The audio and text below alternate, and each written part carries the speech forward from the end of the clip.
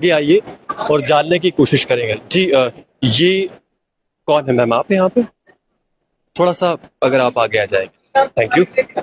थोड़ा बताइए आप प्लीज आगे। हाँ, एक्चुअली ये जितना भी आर्ट फॉर्म है ना यहाँ पे लगा हुआ, तो इसे कंटेम्प्रेरी आर्ट फॉर्म कहेंगे। उसके अलावा एज ए क्रिएटिव आर्टिस्ट मैं और भी सभी चीजें, मतलब हम जितना भी मटेरियल हम कहेंगे, ये जितने भी आर्ट फॉर्म्स है वो ट्राई करती हूँ। बट मेरा स्पेशलाइजेशन है दो में, एक लैंडस्केप में और एक मंडला पे। तो ये मंडला आर्ट है, देखें ये है मंडला आर्ट। तो इसमें भी एक ट्विस्ट मैंने और दिया है कि इसको ग्लिटर से यूज, मतलब ग्लिटर पेन यूज किए हैं। ओके, थोड़ा सा Almost- मैं चाहूंगा कि आप थोड़ा एक्सप्लेन करिए जिस पेन के बारे में। हाँ, तो कौन सा पेन जो होता है या क्या क्या इसमें यूज?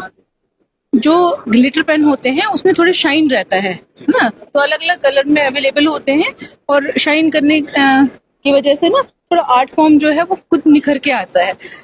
ऑलमोस्ट ऐसे होता है कि मंडला आर्ट जो है सिंगल पैटर्न्स में बनता है, मतलब जब ब्लैक से बनेगा, ग्रीन से बनेगा, ब्लू से बनेगा। लेकिन अगर हम इसमें आर्ट में इसमें कलर डाल देते हैं ना, तो थोड़ा सा इसमें इसका जो रिचनेस है ना वो दिखता है। और ये सबसे एंशिएंट फॉर्म है इंडिया का, इसलिए मैं चाहती हूँ, क्योंकि ये जो थे जो घर पहले बनते थे, घरों की छत। पहले पुराने जमाने में हमेशा डोम वाले घर बनते, बड़े बड़े लोगों के जो घर होते, मंदिर होते थे, ये जो मस्जिदें बनती थी, तो जो डोम्स हैं उनके, उसमें अंदर आप देखिएगा ये पैटर्न्स होते हैं।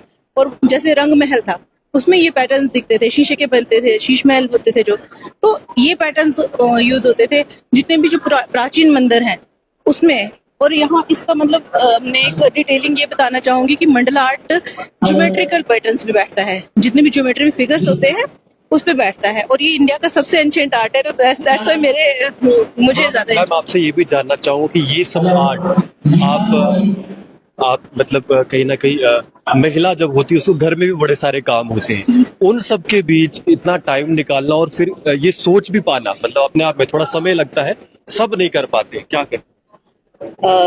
जर्नी तो काफी मुश्किल रहती है, बट अपना एक मैं इसलिए कह रहा हूँ क्योंकि कई सारे लोगों के मन में इच्छा जरूर होती है कि वो भी करें कुछ, मतलब अलग से अपना कुछ इनिशिएटिव लें, तो वो जो टाइम आप मैनेज कर पाते हैं, मैं थोड़ा वो भी जानता था। अगर देखा जाए तो मेरा टाइम मैनेज करना सबसे डिफिकल्ट था मेरे लिए, सबसे चैलेंजिंग यही रहा कि मैं कैसे करूंगी। आप मिलते रहते हैं, आपको पता मैं अभी डिस्ट्रिक्ट इंचार्ज हूँ कल्चर सेल की, उसके साथ साथ टीचर भी हूँ, उसके साथ मदर भी हूँ, बिग वाइफ, बहुत सारे रिस्पॉन्सिबिलिटीज होती हैं। बट बच्चों के साथ कनेक्ट होने का एक ये बहुत अच्छा तरीका है, और बच्चे सीख रहे हैं। तो मैं समझती हूँ कि अगर हम लोग अपना टाइम इन्वेस्ट करेंगे तो अभी उन बच्चों के लिए भी बहुत सारा काम निकल आता है। और जब हम ऐसे स्टॉल्स लगाते, देखिए यहाँ पे आप देखेंगे कि मैंने खाली अपनी पेंटिंग्स नहीं लगाई, मैंने वैरायटी लगाई, मैंने छोटे बड़े सारे और स्टफ्स यूज किए डिफरेंट। बच्चों को ये पता नहीं है कि जो 2D आर्ट है वो खाली पेंटिंग नहीं है, पेपर वर्क भी है, पेपर का भी 2D रहता है। लेकिन जब वो स्टॉल का डिस्प्ले करते हैं तो उनका प्रेजेंटेशन कहीं वो ना सोना सोना सा लगता है। तो मैंने इसलिए इसको पूरा अच्छे से डेकोरेट किया, ताकि बच्चे जो हैं, जब जैसे हमारे यहाँ पर मैं कल्चर सेल से बिलोंग करती हूँ, तो हमारे यहाँ सबसे मेगा इवेंट थी कला उत्सव, आपने पीछे देखी।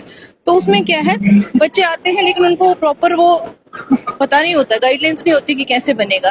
तो उसके लिए मैंने ये एक प्रेजेंटेशन स्टॉल बनाया, ये वाला, ये भी मेरा आर्ट वर्क है। इसमें आप देखेंगे यहाँ पर लैंडस्केप्स हैं ज्यादा, तो लैंडस्केप्स मतलब आजकल कंटेम्प्रेरी, जो आजकल का लेटेस्ट आर्ट हमारे पास कहेंगे, तो कंटेम्प्रेरी आर्ट जो है, मैं एक कंटेम्प्रेरी आर्टिस्ट भी हूँ, क्रिएटिव आर्टिस्ट भी हूँ, और हर तरह के स्टफ पे मैं मतलब कोशिश करती हूँ हैंड ऑन करने की, ताकि बच्चों को अगर हम सीखेंगे तब बच्चों को भी सिखा पाएंगे।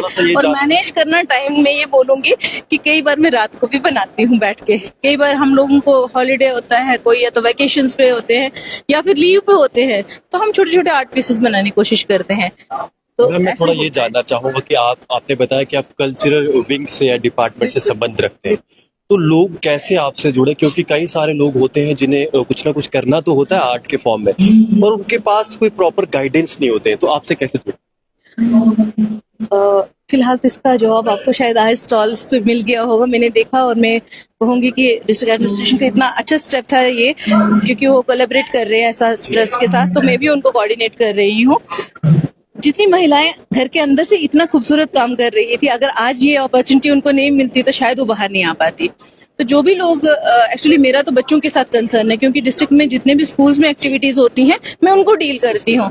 लेकिन हाँ, फिर भी कई लोग ऐसे होते हैं, जैसे पोइट्स हैं, आर्टिस्ट हैं, वो अप्रोच करते हैं कि हमें कैसे प्लेटफॉर्म मिले।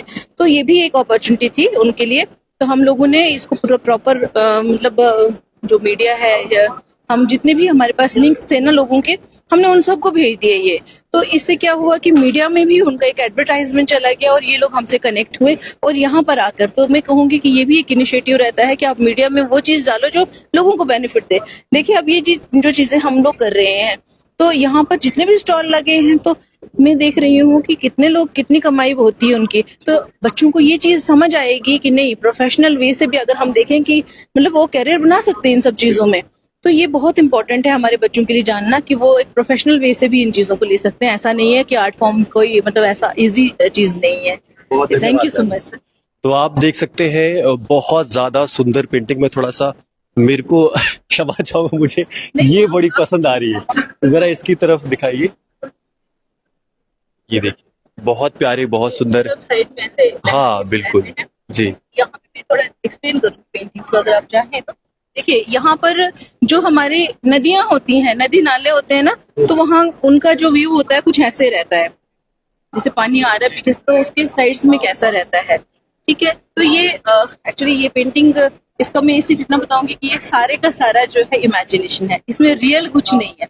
तो एक रिप्रेजेंटेशन मांगी गई थी आर्टिस्ट से कि जम्मू कश्मीर कैसा दिखता है। तो this was what I send to them कि ऐसा दिखता है कश्मीर, ऐसा है। तो मैंने यहाँ पर ये जो हमारे सफेदे हैं उनको भी लिया है, एक तरह से देवदार लिए हैं, ये सरू है। यहाँ पर जो हमारा जंगल का एरिया रहता है, और यहाँ पहाड़, और यहाँ पर आप यहाँ पे थोड़ा देखेंगे तो यहाँ पर झील है, और यहाँ पे ये पाथ है जो पत्थरों का ही बना होता है, और ये घास है। तो सारे मतलब जो हमारे यहाँ पर लैंडस्केप अवेलेबल है ना, उनको मैंने रिप्रेजेंट करने की कोशिश की, और सारा इमेजिन करके ये कुछ एक आर्टिस्ट निकल आया। तो ये है मंडला, ये हमारे पहाड़ जहाँ पर पेड़े शेड़े चराने जाते हैं लोग, वहाँ पे स्ट्रीट रहती है, पहाड़ पे जो भी मतलब पेड़ पौधे रहते हैं उसका है। और मेरा एक बहुत इम्पोर्टेंट यही रहता है कि हाँ, यहाँ के कल्चर का रिप्रेजेंटेशन जाना चाहिए, यहाँ के देवदार जरूर जाने चाहिए। तो यहाँ के देवदार मैक्सिमम आपको दिखेंगे हर जगह, तो उनको लेके मैं जरूर जाती हूँ। दूसरा ये है, ये मेरा मास्टर पीस है। तो यहाँ हमने पूरा रिप्रेजेंटेशन नहीं दिया इसका, लेकिन हाँ हमने एक ये दिखाया कि एक जो शेर है, चाहे वो जैसा भी हो, लेकिन उसका जब आप एक गेट देखते हो एक, तो वो निकल के आता है, चाहे आप उसको कंप्लीट करो या नहीं करो, अगर थोड़ी सी भी ग्लिम्स आती है तो उसकी वो जो ब्यूटी है वो कहीं छुप नहीं पाती है। तो ये यहाँ पर एक और मैं इसको बताऊंगी कि जो हमारे छोटे बच्चे हैं उनको उनके माँ बाप सिर्फ स्केच देते हैं, तो स्केच से ऐसे आर्ट पीसेस वो बना सकते हैं, ताकि उनने मतलब स्केच से भी पेंटिंग करना आए कि स्केच से भी बहुत अच्छा बन सकता है। मैंने तो ये एक्रेलिक से किया है, बट स्केच से हो सकता है ये। तो ये ड्रैगन आर्ट है, ये थोड़ा चाइना से इंस्पायर्ड है।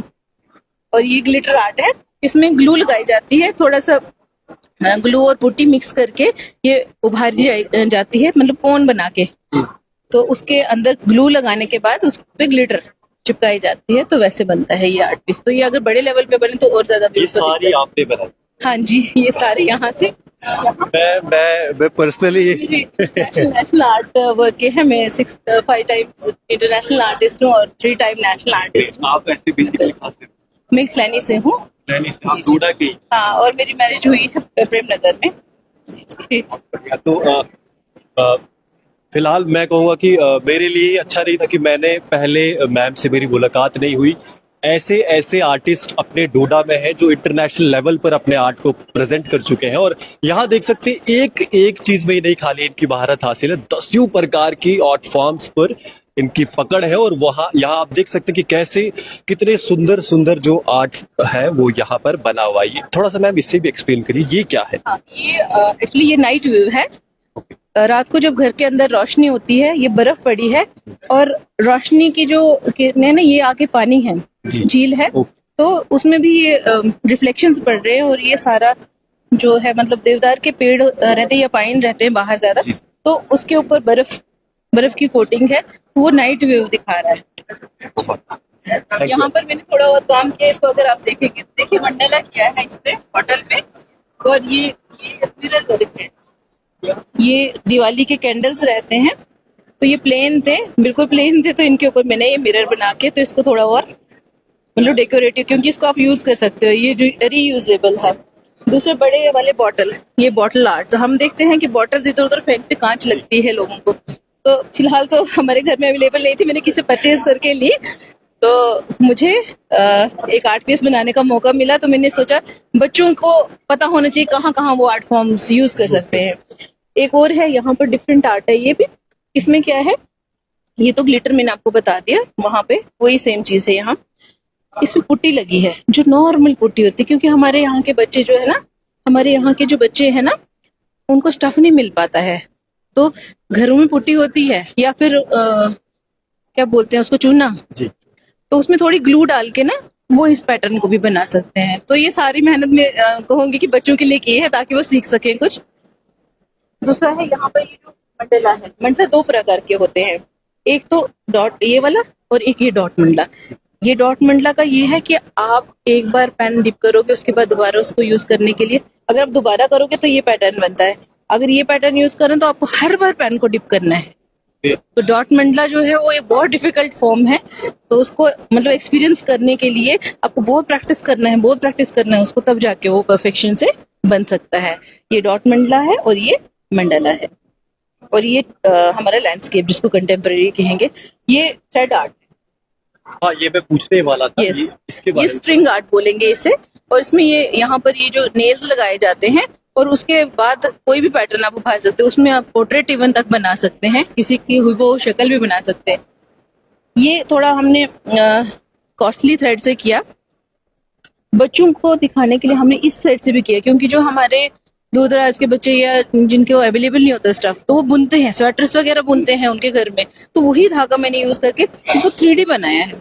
3D में क्या होता है, बस पैटर्न्स है, एक साइड से ऊपर किया, देखिए यहाँ से, और एक साइड से नीचे, तो बच्चों को अवेलेबल होती है ये चीजें। जैसे ये लकड़ी है, घर में वुड का काम किया, पीसेस वगैरह पड़े होते हैं, तो बच्चे इसको आर्ट फॉर्म कर सकते हैं। एक बात मैं पूछना चाहूँ कि इतना सब कुछ कर कैसे लेते हैं आप? मैं वही कह रही हूँ, मैनेज करना बहुत मुश्किल है, लेकिन जब मैं सोचती हूँ बच्चों के बारे में, तो कभी ना कभी एक आधा आर्ट पीस में निकाल लेती हूँ। तो मैं बच्चों से भी यही अपील करूंगी कि एटलीस्ट अपने दिन का ना 10 मिनट का आर्ट फॉर्म, चाहे वो अभी बहुत फाइन ना करें, लेकिन हाँ 10 मिनट अपने दें, चाहे वो लाइनें ही लगाएं, चाहे वो स्क्वायर से बनाएं, 4 स्क्वायर्स बना के मिक्स करके, 4 सर्कल्स मिक्स करके थोड़े थोड़े पैटर्निंग सीखें ना, तो एक टाइम में बहुत अच्छे आर्टिस्ट बन सकते हैं। 10 मिनट, एटलीस्ट 10 मिनट अपने हुनर को दे, तभी वो फाइन हो पाएंगे। Thank you so much. बहुत धन्यवाद। तो आप देख सकते हैं कि हुनर की अपने डोडा में कोई कमी नहीं है, और यहीं पे हमें एक उदाहरण भी दिखा। मैम अनुराधा जी जो है कल्चरल विभाग जो डोडा में उससे जुड़े हुए, और बच्चों के अंदर कला को जन्म देने के लिए काम करते हैं। फिलहाल थोड़ा आगे चलते हैं, और यहाँ पर क्योंकि कई सारे और भी लोग हैं